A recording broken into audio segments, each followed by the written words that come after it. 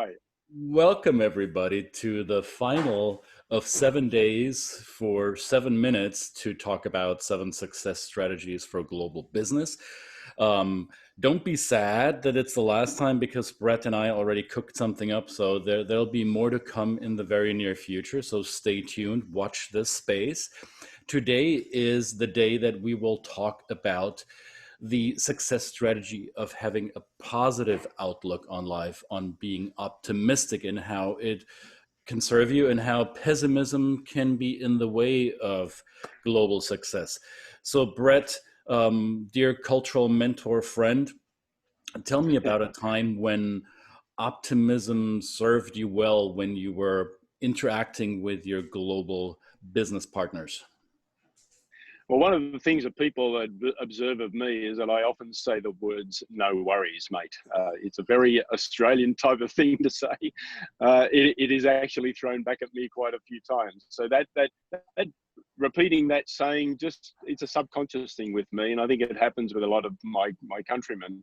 Is that there is a sense that we grew up in a country that and the country was built at least in the European sense, the colonial sense, in a place that was very uninhabitable, dangerous animals, inhospitable terrain.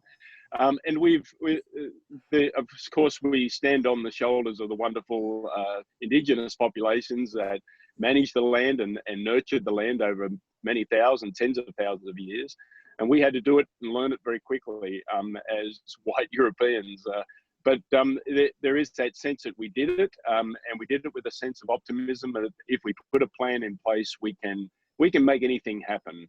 And I think Lonnie, I was reading something from Lonnie Bunch, who was the secretary of the Smithsonian this morning, who is an African American man, who says you can't study Black history in this country without having hope.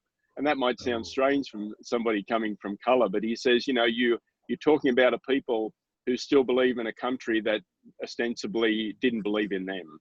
They did it through optimism, and they do it with a belief that if you put a plan in place, we can do it. There is a possibility.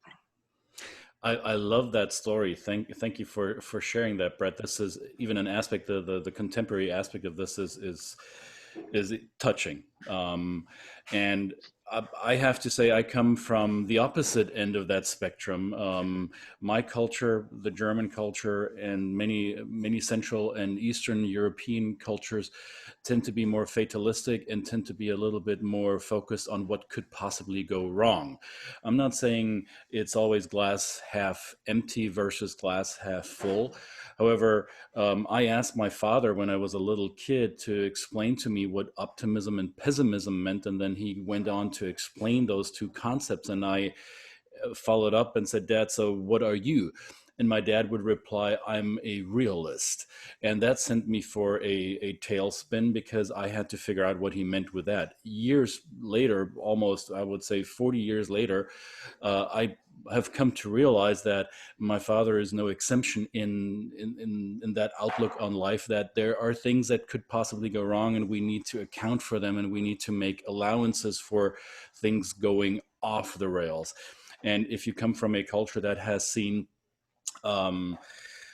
negative developments, whether it's in their own country or around them, then there is a collective historic memory of things going bad, which may inform that worldview. However, as someone who has left that culture and moved on to another culture, I live in the United States, I learned to adjust to a future positive outlook. And I have to say, I'm not saying that everything in the US is positive because people look into the future in a positive way. However, I recognize that things get done quicker, more swiftly, and with more vigor and with more enthusiasm if there's a group of people who believes in a better tomorrow. And if you're believing that the status quo will remain unchanged or might even get worse, then your words have power over you. The words that you tell yourself and the words that you tell others will inform your decision making and will inform your outlook on life. So you have a choice whether you want to look at the future in a pessimistic way, in a expecting the negative way, or if you want to expect the positive. One of my mentors told me that fear is a liar, because Fear is the anticipation of pain, and we don't know what's in the future. None of us can predict the future. So if you want to anticipate pain, then you might go about the world and about your business in a very guarded way. However, if you want to go into the future expecting a positive outcome, then the energy around that changes quite a bit. So I would vote for staying optimistic rather than the opposite.